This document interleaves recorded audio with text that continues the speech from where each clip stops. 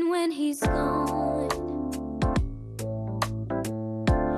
it's not warm when he's away.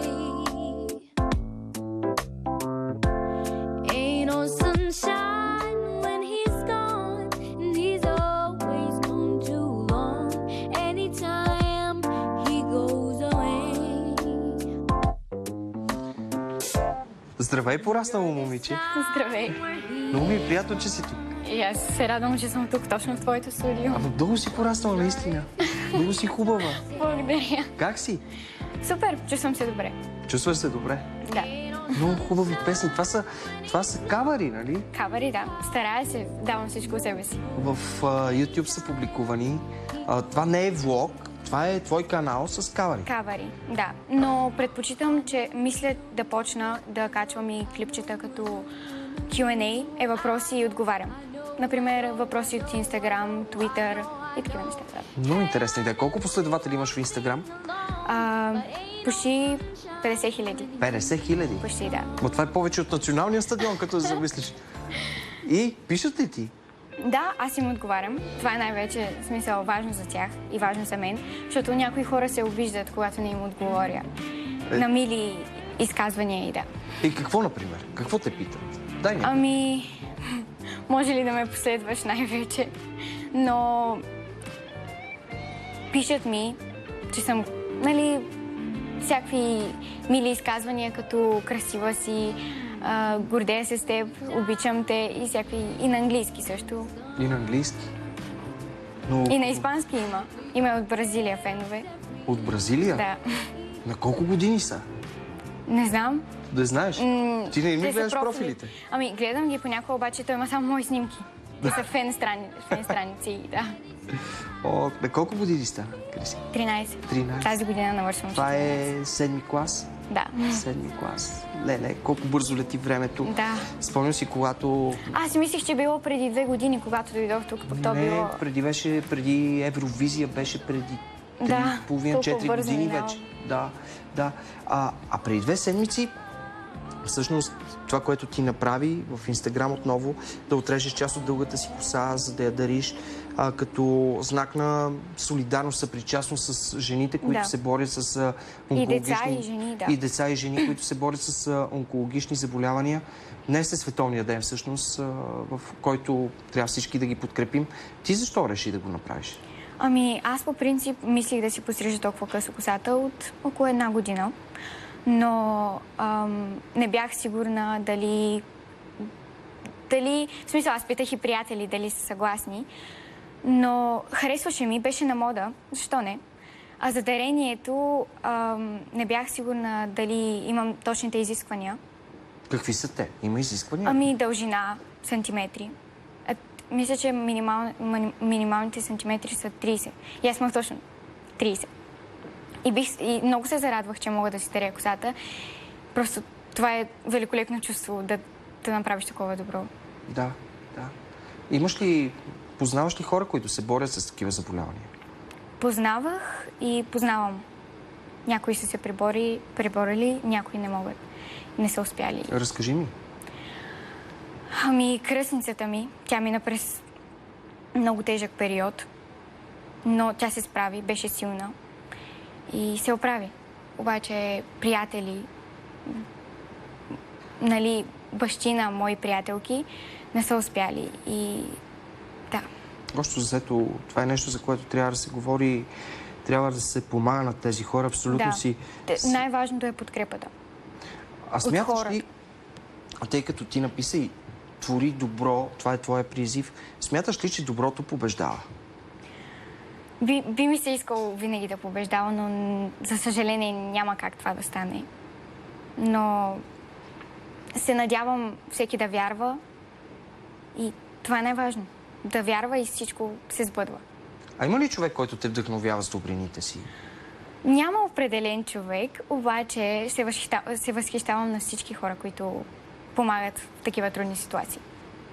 А като цяло, Крисия, разкажи ми сега за живота ти в момента. Освен, че правиш този YouTube канал, как се развива ежедневието ти, училището, как върви? Ами супер. Втори срок трябва малко повече да се стегна, но... По кои предмети? съм...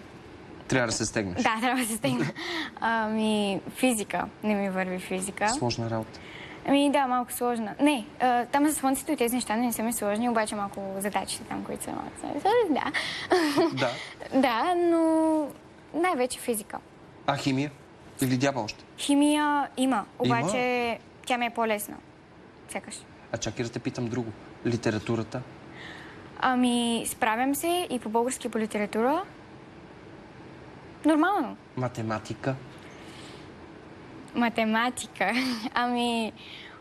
Правя всичко възможно, за да изкарам добри. Чакай, то не може по всичко човек да е знам, добър. Това е съвсем нормално. И да ти кажа, аз по математика след 7-8 клас просто ми стана изключително трудно. Имах прекрасна учителка, госпожа Владимирова. Тя е чудесна учителка. Дано ни гледа в момента. И тя го приемаше като лично отношение към нея. Това, че аз не можех да коренувам. Аз просто не можех да си го представя като видя числа и се плаша, да ти кажа честно. Или тези фигурите геометричните. И тя ми каза, като завършвах светло, ти няма да влезеш в университет, става математика. Казаха, ще влеза, бе. Госпожо, аз като журналистика ще кандидатствам. И тя каза, ако влезеш, 2 торти от мене. Купи ли?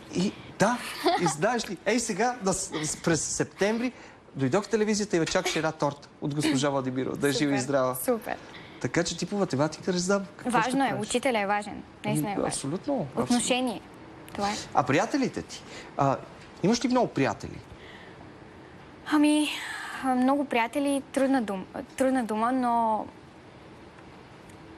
имам приятели, които държат на мен и аз държа на тях, но не са голям брой. Не са? Да. Защо? Защото сигурно има много хора, които искат да се докоснат до теб. Да, но изгубих много приятели през периода, когато бях известна. Ставах известна и се развивах нагоре. Защо, Как ги изгуби? Те просто си заминаха. Почнаха да се държат грубо и просто... Това те е ранявало. Да, но предпочитам да е по-рано, отколкото по-късно, защото... Не, по принцип предпочитам да го няма, но според мен няма... Има ли момент, в който да си казва, не искам да съм Криси от телевизията, не искам да съм Криси от шоуто на Слави или Евровизия по-късно? Точно такъв момент не е имало, но е имало моменти, когато си казвам, искам малко почивка, да не мисля точно в момента сега за известността, да се забавлявам, да съм с приятели и така, със семейство. Кажи ми сега, какво смяташ да правиш с пеенето? Ще продължиш ли да развиваш канала? Какво включва? Да. Нали знаеш за бъдещите творчески планове? Питат понякога в някои предавания. Да. В момента правя кавари, нови песни през 2 седмици някъде. Старая се с учителя ми по китара, Илко Илиев.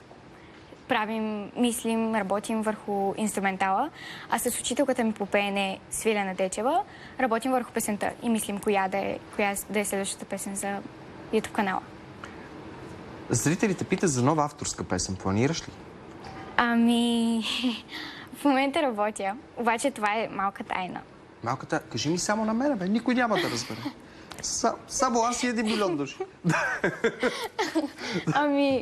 В момента сама си пиша текст и си измисля мелодия, но още съм към началото. Там това мога да кажа. Знаеш ли, никога не съм знал коя е любимата ти песен? Имаш ли си? В момента имам, да. Коя? На Miley Cyrus, When I Look at You. Какво се пееше?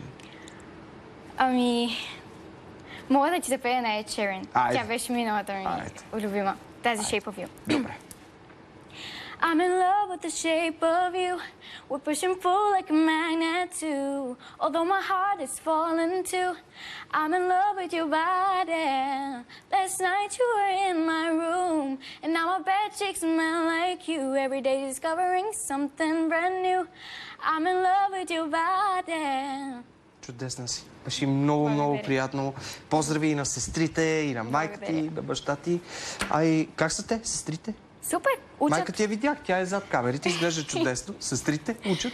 Учат. Баща ви в това женско царство? Голям късмет ли е?